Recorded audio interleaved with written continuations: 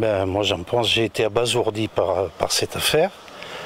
Abasourdi pourquoi? Parce qu'un président auquel on prête autant de qualité intellectuelle, qu'il ait pu faire cette erreur, c'est-à-dire de constituer un service de sécurité privée et qui n'ait pas fait confiance à l'État, à la gendarmerie, à la police.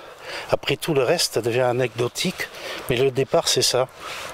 Voilà, ça démarre sur sa personnalité. Voilà, c'est ça que ça m'a inspiré. Après on a tous vu au fur et à mesure de l'affaire, pendant 4 à 5 jours, le président il n'est pas sorti. Et il a prouvé une fois de plus qu'il était un tacticien hors pair. Pendant 5 jours, il est resté claquemuré à l'Élysée. Quand ça canardait un petit peu moins, il est sorti. Et avec des mots de matamore, on a vu l'arrogance, la suffisance. Voilà, j'en fais pas une affaire politique, moi.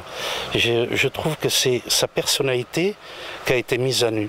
Voilà, c'est ça que ça m'inspire. Et j'ai voté pour lui.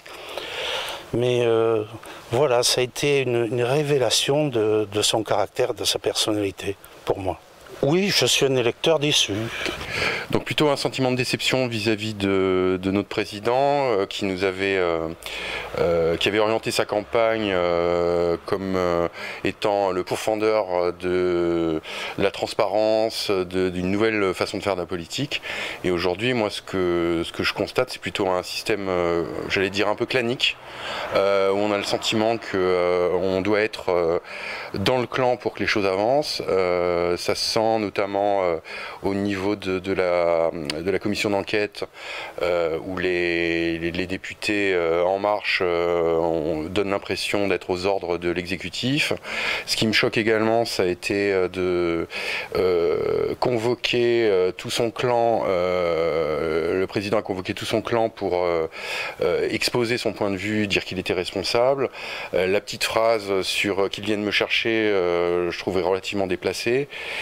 Et au final, là où je suis assez dubitatif, c'est de voir que M. Benalla fait le 20h de TF1 et que M. Macron ne s'est toujours pas exprimé face aux Français. Voilà, ça c'est mon sentiment général. Je suis un peu surpris de l'ampleur que ça prend, parce que pour moi c'est vraiment un épiphénomène. On part d'une banale scène de rue où quelqu'un sort un peu de son cadre. C'est vrai qu'il était observateur et qu'il n'avait pas à intervenir. Et d'ailleurs j'étais étonné parce que tout ce qu'il a dit, je crois qu'il est passé au JT de TF1 hier ou avant-hier, tout ce qu'il a dit reprenait mon opinion et bien avant. C'est vraiment une tempête dans un verre d'eau. Quelqu'un qui vient à l'aide des forces de l'ordre parce qu'il y a 2 racailles qui leur balancent des projectiles, et au lieu d'être plutôt, je dirais, récompensé, il est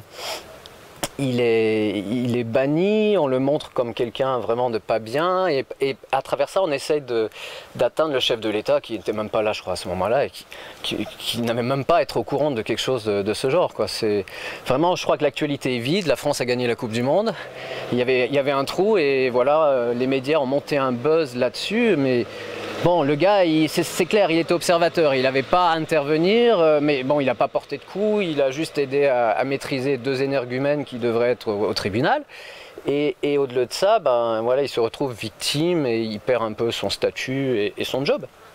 Donc j'étais un peu choqué parce qu'avec cette omniprésence des médias, on est obligé de parler toute la journée avec ces chaînes d'infos, de choses, et donc là il n'y avait rien, le Tour de France était gagné, bon, on s'est mis là-dessus, et je crois que l'opposition a sauté sur l'occasion pour régler des comptes, mais qui n'ont rien à voir en espèces avec ce qui s'est passé, qui est vraiment une scène de rue, un petit débordement, des manifs, il y en a toute l'année, il y a des coups de part et d'autre, bon, il a commis une faute, il mérite un blâme, point barre. Voilà, c'est tout. La première chose, c'est d'être choqué par la non-intervention des CRS. La première chose, quand on voit 2 civils qui interviennent au milieu des CRS, que personne n'intervient pour les mettre en sécurité et pour les écarter parce que c'est interdit en tant que civil, ça c'est choquant. Absence de responsabilité. La non-responsabilité est propagée jusqu'au sommet de l'État. Et ça, c'est très choquant. C'est la première chose. Par contre, la bonne nouvelle, c'est après un an où la parole a été enfermée, enfin, les médias, les parlementaires et les sénateurs se sont exprimés et ça, c'est une grande satisfaction. Quand on voit le président au milieu des siens, des parlementaires qui sont de son parti, qui dit c'est ma responsabilité, qui viennent me chercher, ça rappelle quand même une scène de caïd, de chef de bande. Scarface aurait fait pareil. Déçu de cette attitude, mais en même temps très content que la parole et la communication soient enfin libérées.